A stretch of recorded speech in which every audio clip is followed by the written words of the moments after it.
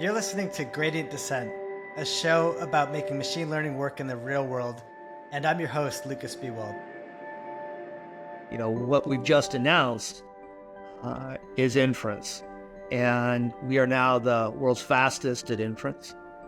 We are at the most accurate level, and we're the cheapest. Today I'm talking with Andrew Feldman, the CEO of Cerebras Systems. Cerebras is a super cool company that makes giant wafer-sized chips that work really well for ML workloads. It's a tough business and a tough company, and today they have a really exciting announcement that he came back on the podcast to share with us. I hope you enjoyed this conversation. All right, Andrew, thanks for coming back for a second interview. It's good to be back, Lucas. Good to have you. I was actually going over the notes from the last one, and I feel like I really got in all my electrical engineering questions, and I appreciate you bearing with me on that one. So I'm gonna restrain my technical follow-up. I know that you are an electrical engineer just hiding as a software engineer, Lucas. I know that's exactly what's going on. I want to be an electrical engineer, and I can't believe that your degree is in like political science or something. I don't know how you got so technical. No, it was a mistake, but both to study political science and not to do more engineering in school. Well, it seems like you made up for that in your career, clearly. Yeah, I think 30 years of building chips, and they're giving me an honorary degree. Just don't ask me to solve differential equations. That's exactly right. Well, don't ask me that either. But to catch me up, so what's happened in the last year? It seems like it's been a big year for you guys. It's been a great year for us. We've built tens of exaflops of compute. We've stood up some of the largest AI training clusters in the world.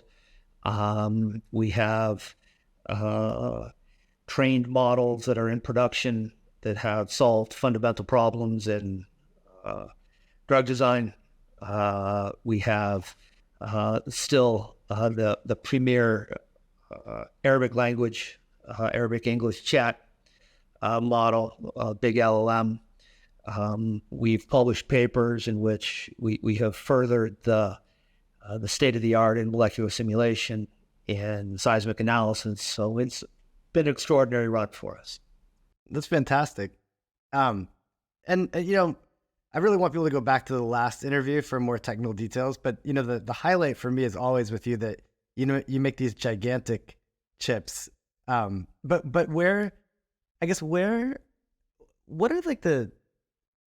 what's the strength that you've leaned on to do well in so many different domains? Like I what are the axes of the chip market, and like what's your sweet spot where like your chips really excel?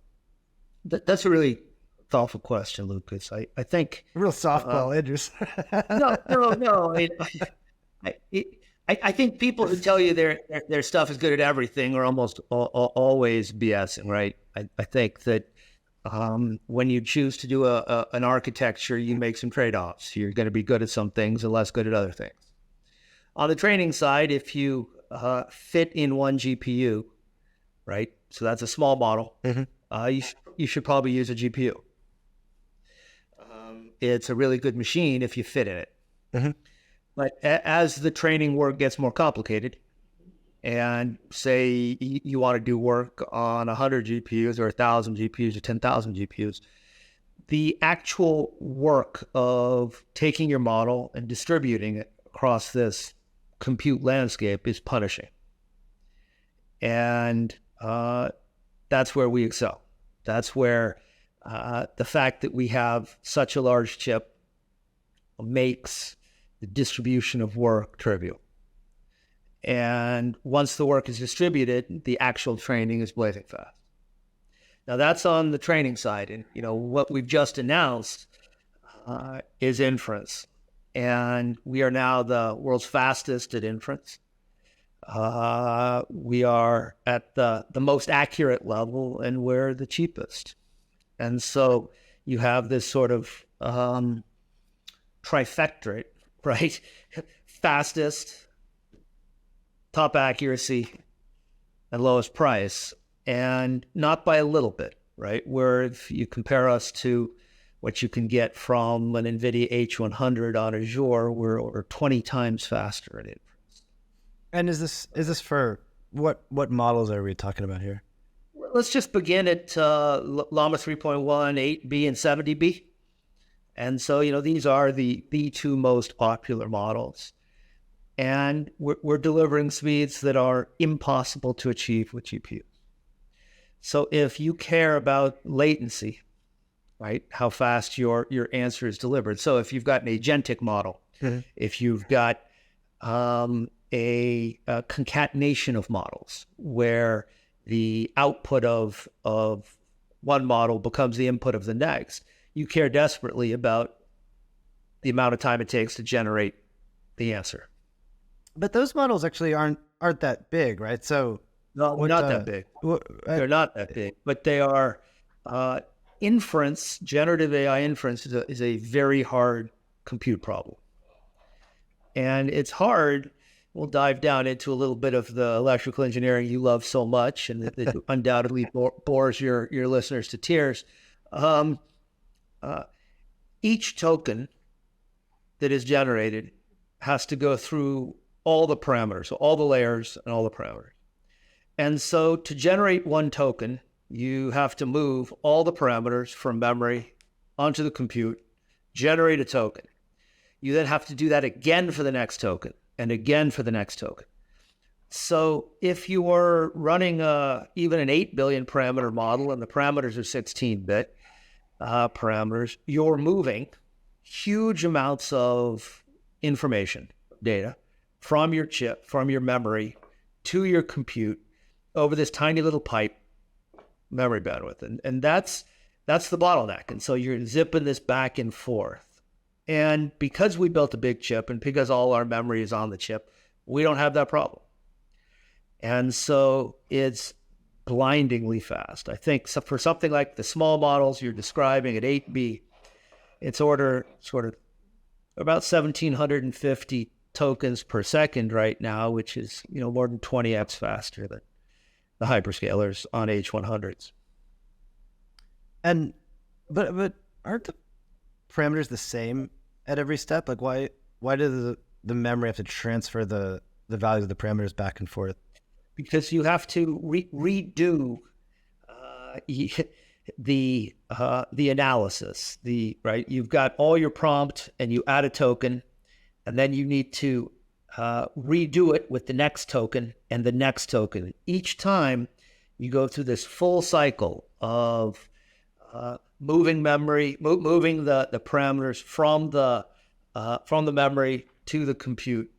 And this process requires this sort of toggling back and forth.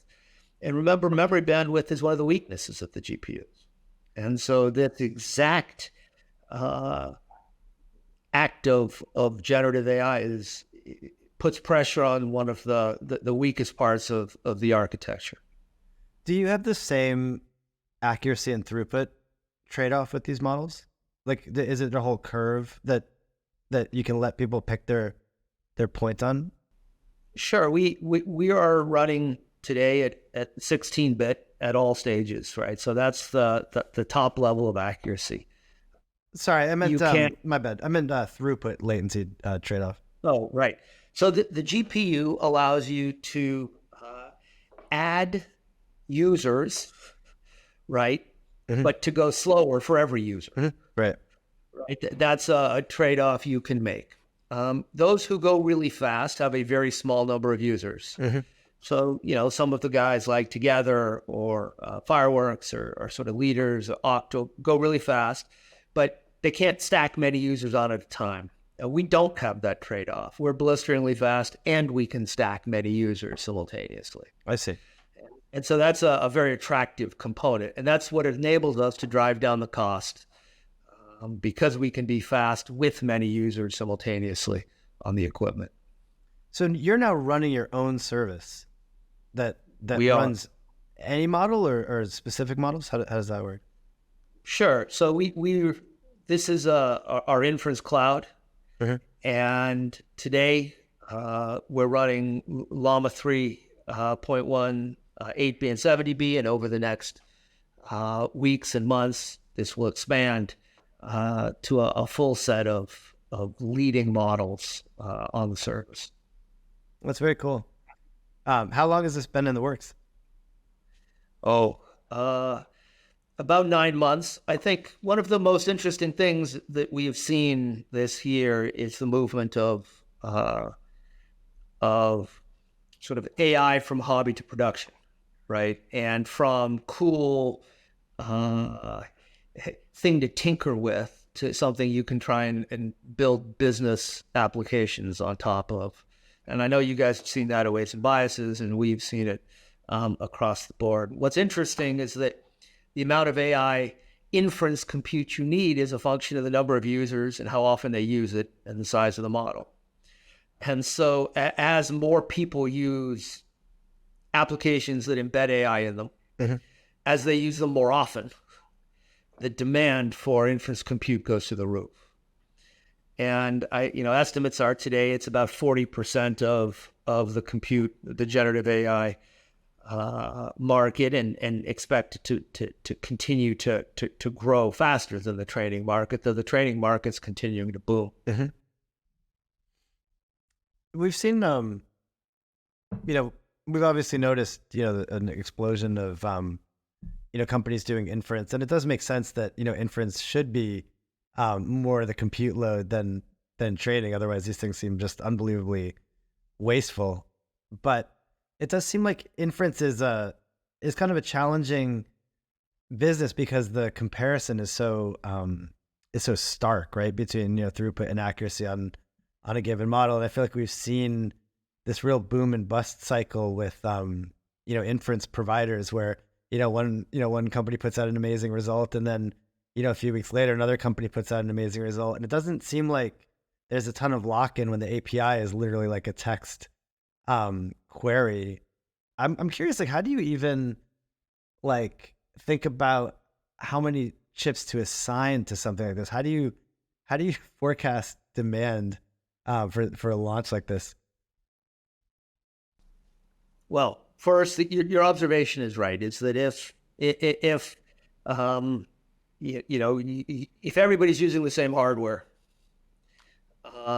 then what you're doing is you're fighting for software optimizations on that hardware, and that's a tough battle. And that's why we went to a fundamentally different architecture, right? I mean, where all the GPUs and TPUs are based on HBM. They're right off-chip memory. They are. They all face the same constraints.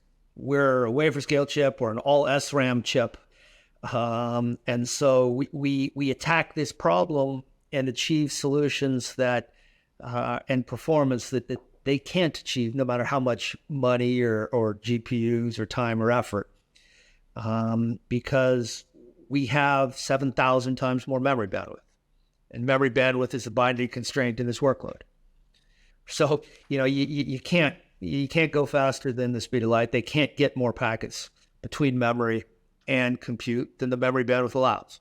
And so that you got to attack it architecturally is the answer to your question. If you want meaningful and durable advantage, Lukas, you got to have a better architecture. That's number one. I think number two, you said, how do you prepare? You make an educated guess.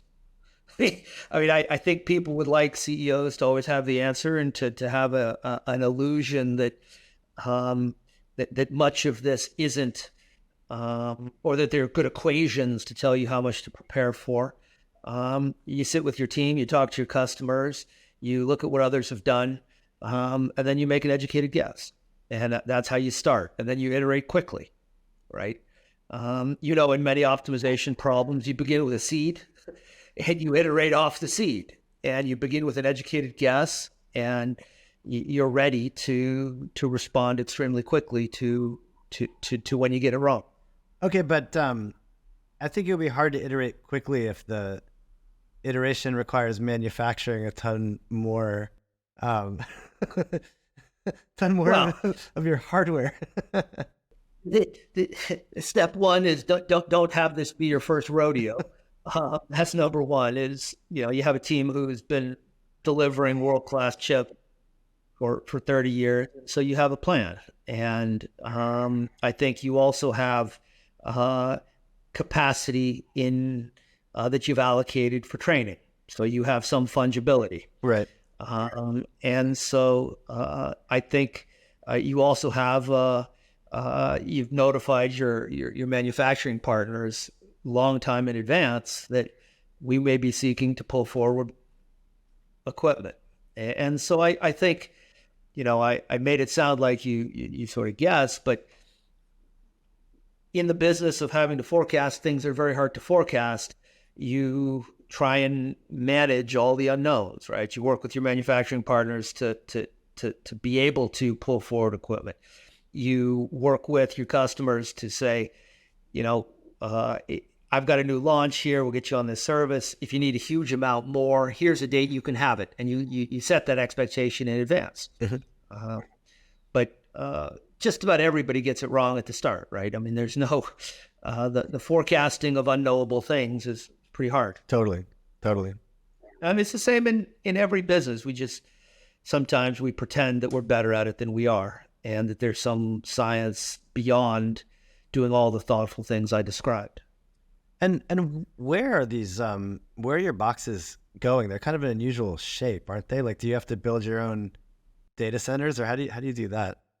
Yeah, that might be a bridge too far. I've not undertaken physical construction of a data center. I like to stay at 5 nanometers or smaller, the things I build.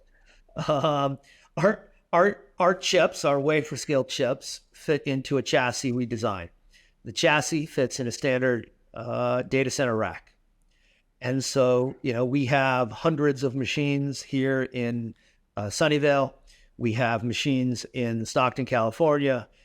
We have machines being stood up as we speak in Dallas, Texas. We have contracted for power and space in Minneapolis, Minnesota. We have partners that have power and space and our equipment. So I think that's what you do. You rent power and space by the megawatt and build out a big cluster. If your throughput is higher or your latency is lower, the same accuracy by an order of magnitude, why would you also price it lower than comparable solutions? Oh, I think we intend to crush this market. I mean, we intend to go at this market with force, and we think that the following obtains. You and I both remember when the internet was slow and when Netflix was mailing you DVDs, right? The internet got fast and they started streaming. The internet got really fast and then everybody started making little movies, right? That when you make infrastructure fast, you enable multi-billion-dollar markets to sit up on top of it. And I think right now we're in the dial-up era of inference. It is slow. And when you're waiting for your response, you can almost hear that modem noise, right? That we used to get when the modems were hooking up. And I think our desire here is to make this market bigger, mm-hmm. and to show people that there are all sorts of things that aren't obtainable when inference is slow, that are dazzlingly interesting. Here's a very simple one, for example. If you ask Llama 70B to do a math problem, often it will get it wrong. If you ask instead a harder question, if you say, walk me through the logic you use to solve this problem, it will take more tokens.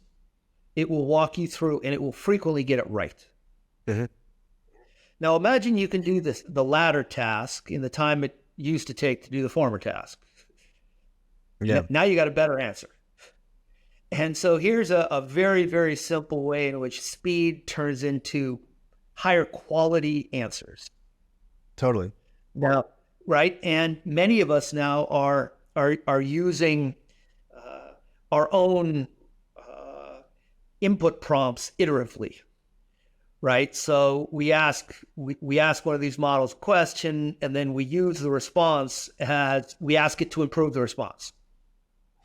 Right now, you write a little bit of code for that, and now if you're 10 times faster, that happens you get 10 iterations to one. If you're 20 times faster, so each time you're getting better quality results, and that's what we're trying to deliver to the developing community. And that's sort of the vision. We see a lot of customers that they increasingly want to build complicated guardrails that involve calling LLMs in parallel. So I could see that really being unlocking. Hugely important. Yeah, hugely important. You want to use them for guardrails. You have a security posture. You want to do a check to manage hallucinations. There are all sorts of simple benefits in the existing mode before you even go to breaking up the prompt into hundreds of mini prompts and kicking out into an agentic world to reconstruct a response. Do you, I mean, it's an interesting space that I don't, know a ton about. Like, I feel like you've taken this real posture of kind of like David versus Goliath with NVIDIA. And really, I mean, you've been one of the few people really kind of willing to take shots at Jensen, both to journalists and I saw it to his face at a conference we were both at. And do you feel like NVIDIA is really your target, or do you worry about, and I think there's a whole bunch of companies with kind of different takes on chips that are finding the inference market lucrative and finding various axes to compete on. Do you worry about those too, or is it really kind of NVIDIA as the?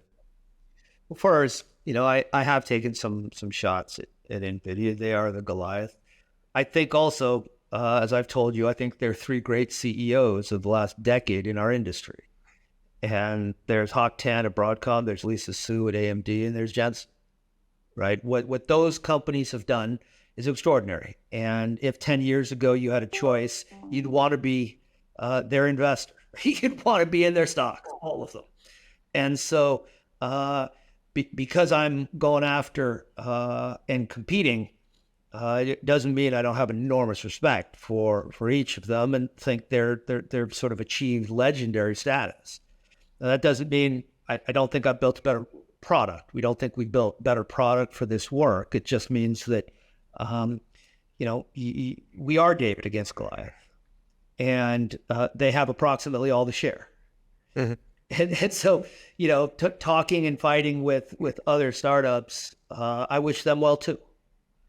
Right. The challenge is to beat the H100 and then beat whatever's after that and whatever's after that. Mm-hmm. And I think spending time duking it out over crumbs isn't the right strategy for startups. I think the right strategy is to go where the market's big, to go after the biggest players, and do things that they do better. Mm-hmm. And not a little bit better, but orders of magnitude better. So you also, I guess, are you saying that AMD also feels like a target? Because I think from an ML perspective, they kind of feel like underdogs. I think to most of the audience, they are underdogs. No, I think. Look, they're going to have, from what we see in the market, they're going to have a great year. They're going to sell a ton of their parts, but I think they are the underdog. They're just a bigger underdog than we are, right? And when you're an underdog, size is not always an advantage. Totally. Right. My old soccer coach used to say, Andrew, we're small, but we're slow. Right. And the irony there is the hope is that what you get by being smaller is alacrity, speed, is ability to adjust quickly, is ability to hire the absolute best people who just want to do engineering and don't want to deal with a collection of other things that come with being at a big company. But look, we're a big customer of AMD. We use their EPYC processors and their Genoa processors in our training solutions. We have tremendous respect for the work they're doing, and sometimes you compete with your friends too. Man, you're a little less spicy on my interview than some other interviews I found for you. Maybe I'm not as good of an interviewer. Maybe you're seeing learning take place. I don't know. Maybe you're witnessing a learning algorithm happening here. But no, I think look, Lisa bought my last company, C Micro, and I got a chance to work with her, and she's extraordinary. And we have the utmost respect for her and for Mark Papermaster and Victor and the team they've got over there. But I think when you're a professional, David, and that's what I am, and that's what my career has been. You want to compete against the best, right? You want to get to the big leagues. You want to face the best fastball and the best curveball. And so thinking that, those are the best CEOs of the business, and how can we beat them? How can we, right? That seems to be what's fun about the business, right? How can we deliver to customers using the advantages that we have?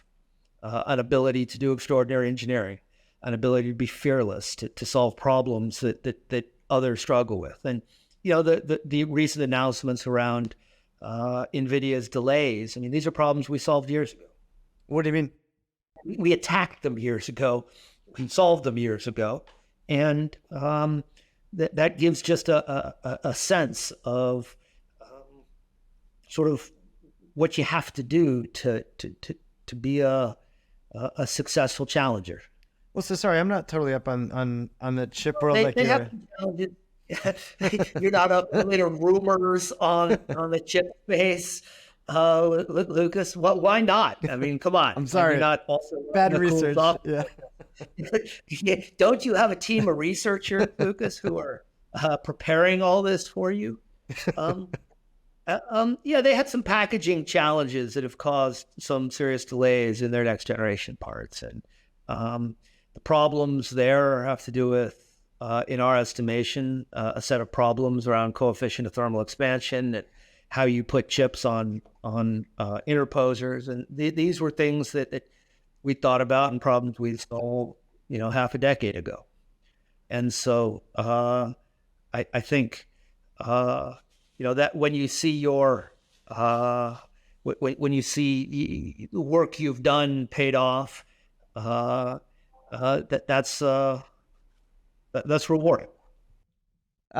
Well, okay, so I'll say from my perspective, one thing that I've noticed in the in the past month or so, has been sort of like, rumors that maybe chip prices are coming down, and I have no idea, but I have had a lot more reach out than typical of random people trying to sell me H100s and things like that. Do you think there's any truth to that, or could there be a contraction in demand?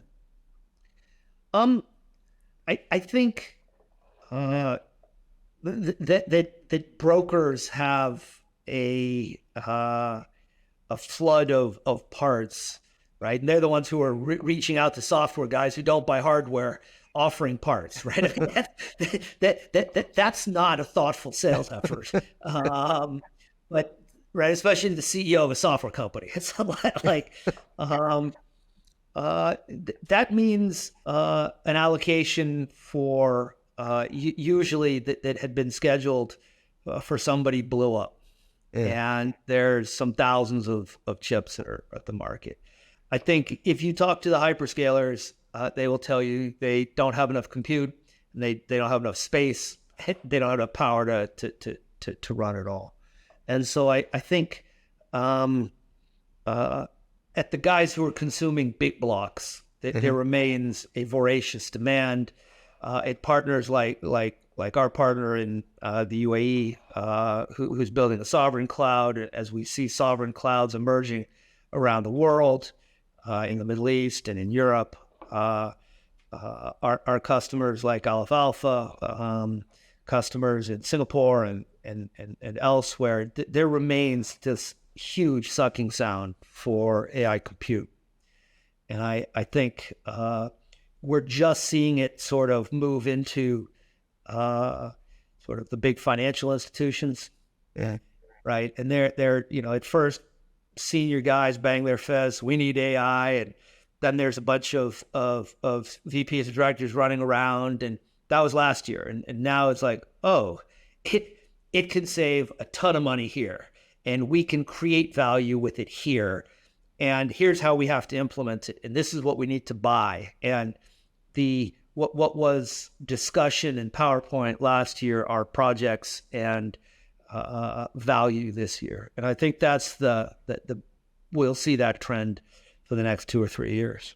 Well, I like your positivity on this market, Andrew. I'm not sure that I you don't share it. I don't know if I share. Well, I think normally I'm arguing software tools guy that the software tools market's going to fall apart and it's a bad time to be in software, in AI tools. And my honest take is I feel a little nervous about like I think the financial services market, we are seeing a lot of increased demand for sure. I feel like the ROI on a lot of these projects makes me a little nervous right now. Like I think I guess what I would say from my perspective, it seems like in a lot of places that we're looking, there's a lot of projects where you go, like, is there really ROI here? And are projects just sort of getting funded, because they have an AI, component? I really don't want to call any customers that might be listening to this podcast, but I think we can all agree that this happens from time to time. No, look, there's some projects, just like there's some startups where you dusted off a business plan, you took it out of your drawer, you dusted it off, and you added AI in 11 places, and now it's an AI plan. I think those are destined not to be successful. But I think the following: I think the companies that begin doing thoughtful projects will build a muscle of deploying and using AI on projects. And I think there is a muscle there, right? This isn't one of those things where, and it's probably the same in SaaS software too, is if you just throw it up and use it, it's not nearly as efficient as if you look at something like NetSuite or all these tools that we use, the range of value you can get from it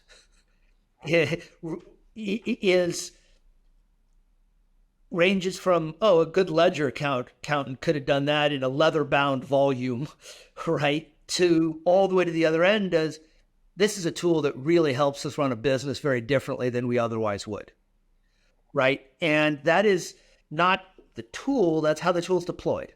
Totally. Right? And it's, you've seen it. Sometimes your customer success team is working with your customers saying, guys, if you do it this way, this software can really help you differently, right? And it's the same with AI. There are going to be some projects that fail, but the guys who deployed it or step back and say, whoa, next time we're going to do this and this and this. And when they go the next time, it's going to crush it. And so I think being on the sideline is waiting until everything is everything is smooth and perfect in a rapidly changing environment with huge returns to learning is really bad strategy. And if there are returns to learning, you need to be doing projects. And they don't have to be wildly expensive projects. They don't have to be, but you have to be engaged with the technology. You have to be trying to solve problems with the technology and with your data. So that's the observation. And if you haven't thought, even if by doing your AI model, the first one fails, doesn't produce value, but instead what you learn is your data's a mess, right? Which is just about what everybody learns when they start to do real AI, is that their data is much less clean than they thought. Even if you learn that, and you immediately start to clean and organize and marshal resources to make your data better, that's a win, because next time, whether it's AI or something else, your data will be in much, much better shape. And so I think that those who do will be ahead for sure in this space. Is that in line with what you've seen? Yeah, I mean, I think that's the positive spin on it. I think inevitably, right? I think it's a good point. You need to be out there, you need to be learning, and need to be working with customers. And I agree, long term, there's a ton of value here. I guess we've both gone through like boom and bust cycles, and it's incredibly hard to time these things. But I think there's no doubt there's a fair amount of excitement, and a lot of it's warranted. But I think a lot of companies right now are kind of struggling to turn like very evocative technology into like something that's like clearly working on a repeatable basis for use cases they care about. And I think it's most extreme in my opinion right now in financial services, where there's so many use cases that really should work, and each one is kind of tricky to to get just right. There's a famous paper by an economist called Paul David. Title is something like "The Dynamo" and the something or other. He's an economic historian, and he studied the adoption of electricity in the manufacturing sector. And he did this because in the mid-'80s, somebody asked this question, which was as follows. It says, we see computers everywhere, but not in the productivity statistics, right? Mm-hmm. And so the question was, everybody's got a computer on their desk. We see them everywhere, but we can't find gains in productivity in any data. And what he showed was sort of what has now become common sort of received wisdom, was that at first, the technology is brought in to do what's already being done a little bit better. So if you think of the computer, it printed instead of typewriter, it provided word processing, it provided the services of general ledger and all these other things. But we were pretty good at those things before, right? And so the gains were modest. But when we reorganized our inputs, when we went to the cloud, we unlocked an entirely new way for software to be used, and you saw these massive jumps in productivity. And I think there's some truth to that too, that as we replace things we're already pretty good at with AI, we'll reduce failures, we will get a little bit better, and the productivity statistics will be disappointing. Right? They'll be disappointing. But when we reorganize more fundamentally and really use what is at the essence of AI, I think you'll see massive productivity jumps, and those will be captured in lower costs and new services and cool applications to make people's lives better. And I think that's sort of the path. If at first we use a medical assistant just to double check doctors' work, so that doctors have a failure rate not unlike other professionals, right? They have. If we use it to check work, that's great. That we have fewer failures. If we can put a flow together that catches things earlier, now we have a better chance of healing or bringing the goal of health to the customer. So I think that's sort of the way I think about it. That you're right. A lot of the ordinary projects will produce ordinary results at first, but that's the way technology has been adopted historically, right? That's a good historical reference. I'm excited. I think that. I love it. Yeah. No, the paper is really interesting. He showed that at first they brought in power and they just used it as a backup for belt-driven systems, and it wasn't until after World War II that they said, "Holy cow, we can reorganize the shop floor now that we have power. The machines are more reliable," and you saw a huge spike in productivity. And I think it's sort of the same with the things we do. Is that a little better HR? Right, a little better reading of resumes is a reduction in cost, but you're not going to get this massive jump in right. efficiency. But if we rethink the way our organizations operate, if we, then you can get a major jump. Okay, so taking things. I think that's sort of what we've seen in the adoption of big technology. I mean. Pulling out the economics, political science background for the conversation. I love it. I did that specifically because you ridiculed my undergraduate education. are here. I mean, come on. We had to read books at Stanford in political science. And I know that your engineering degree didn't have a lot of reading of books. I think they forced me to take a humanities class to vaguely remember it. Yes, right. European history from 1840 to 92, World War One. Right. That's right. That's good stuff. Uh, Did you? Okay, but I do want to ask you this. So sure. when I feel like your business is really, or the inference business at least, is a real bet on kind of open source software, which is kind of an interesting question. I've kind of noticed that every CEO betting on open source software seems to really believe in open source software definitely winning. Yeah, from my perspective, it seems a little less clear. Like what wins? Like how? What is your feel? Are you sure that open source models will be the future? I'm not sure.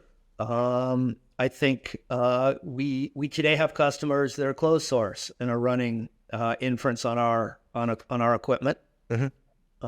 We don't depend on open source. I think there is a battle, and it's unclear who will win, and it's unclear who's won in other open source, closed source battles.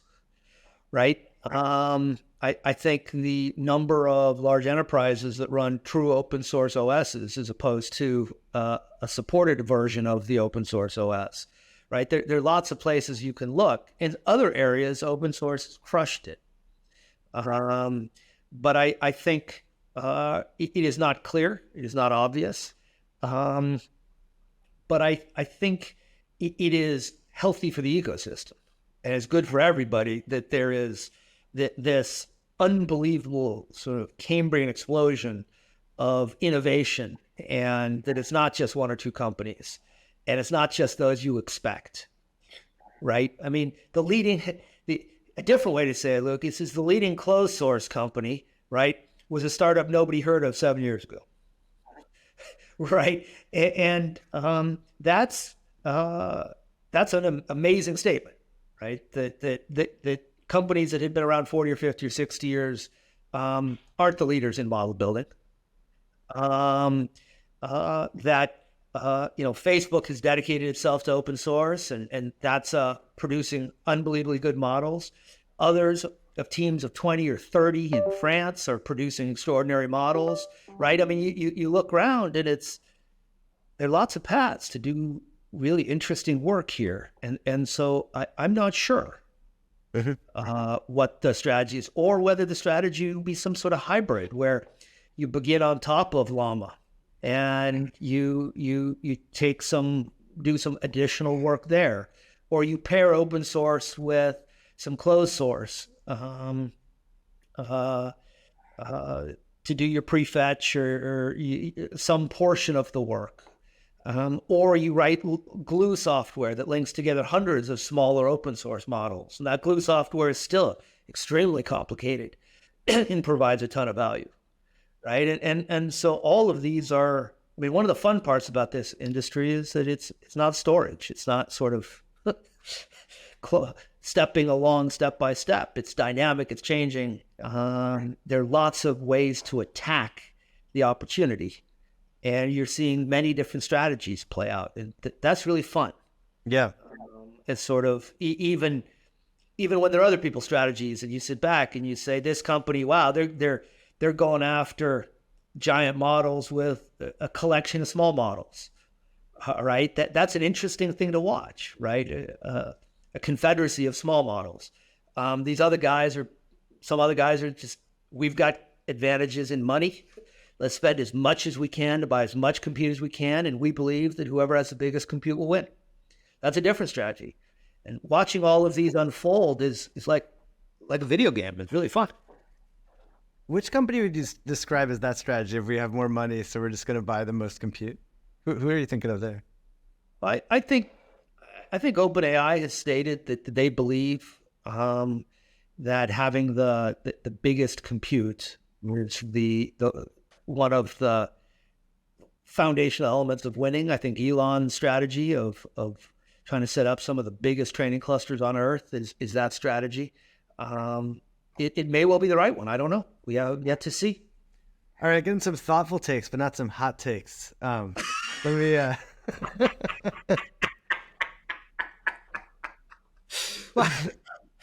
Let's. Thank you. All this media coaching is working. It's inducing ridicule. God damn it.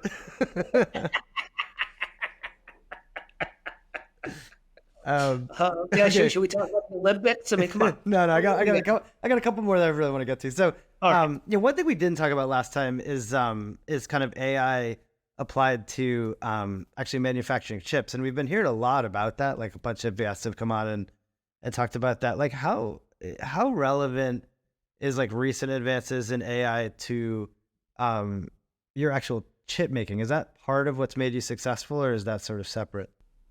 So the EDA tools that are fundamental to chip design have used ML for a long time. They've used all sorts of statistical methodologies. They've used trees. They've used all sorts of optimization theory methodologies for a long time. Now, they haven't used what is sexy now in AI, the generative models and those. I think it is still very early, and as is often the case, when a new technology is forced to compete with a very mature technology, the guys are pretty darn good at designing transistors and circuits right now, right? I mean, circuit design is pretty advanced.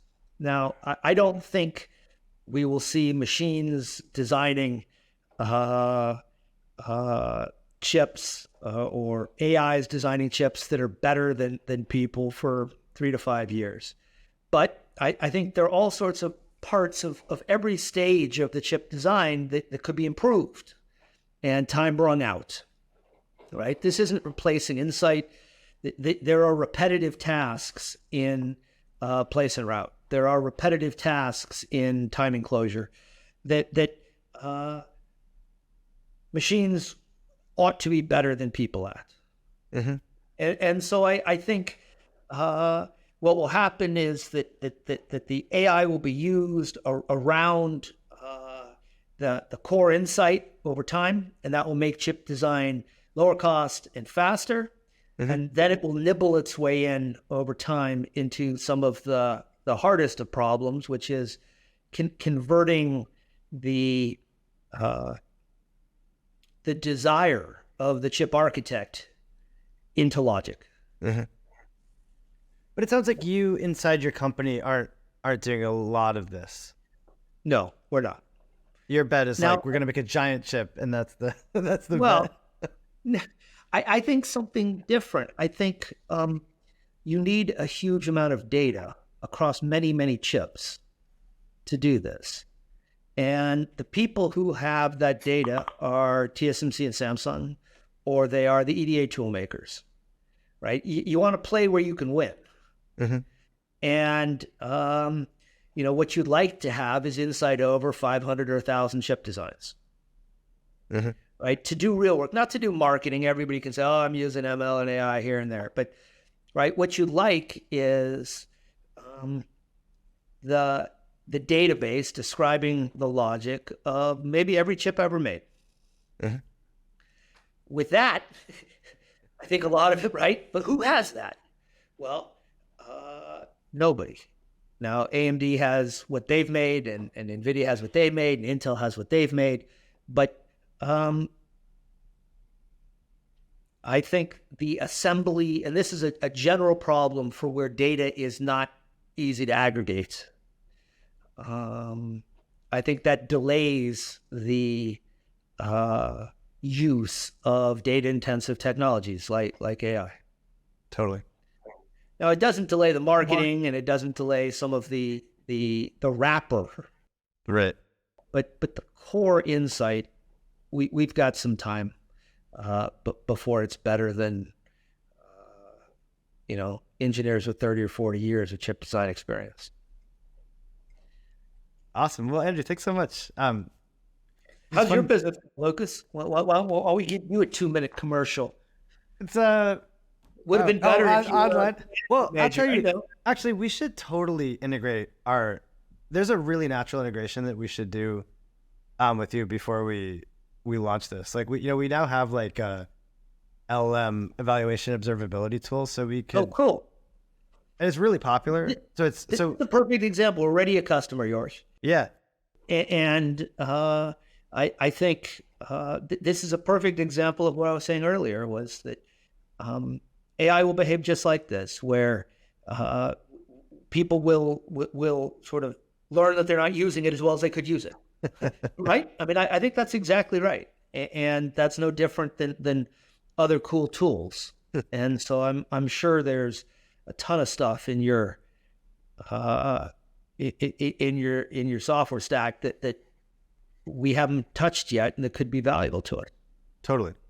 But yeah, we should actually ship this with. We have a really nice kind of evaluation system that we could run on you against Cool. like other other stuff, and sort of show people like third party assessment of like throughput and accuracy and speed on a bunch of benchmarks. And we could also set it up so that your customers could do that themselves. Oh, that'd be great. Which would be great, because then it would be easy for them to just see the value, the economic value. Because if you give us your pricing, for people that give the pricing, we can actually put the pricing right in the application, and people could really starkly see the difference. Oh, that would be really cool. Yeah. We should if you could give us like, whenever you can, like some preview access to it, we can sync it up so it automatically. We can get you on today. Oh, perfect. Let's do that. Our engineers will love this. And they'll play around, and I think we'll blow their mind. I think. Nice. We're getting quotes from engineers that are just unbelievably rewarding. And you know how nice it is when you've spent years of your life building something. Totally. And someone sends you 3 lines like, "This is really fast." Right? Totally. You come home to your wife and you go, "What? Today was an okay day." It's like, "Why?" And you list 8 things that went wrong. But I got an email from a guy I've never met who used our equipment, and this is what he sent. And your wife looks at you like you're out of your mind. And so when you get those, you feel good, and we're getting those just raining down on us. That's awesome. So that feels awesome, and I know you guys will be really fired up. Yeah. So look, cool. Thank you for having us on to talk about our new inference capabilities. Yeah, absolutely. Excited. We really appreciate it, and it's always fun to talk to you, Lukas. And it was lovely to see your family in June. That was really to see the little people running around. That was great. Totally. It's pretty fun. A 4-year-old with an LLM is a pretty hilarious thing, I'll tell you. Yeah, for sure. Yeah, good to see you, Andrew. Thank you. You be well. Thanks so much for listening to this episode of Gradient Dissent. Please stay tuned for future episodes.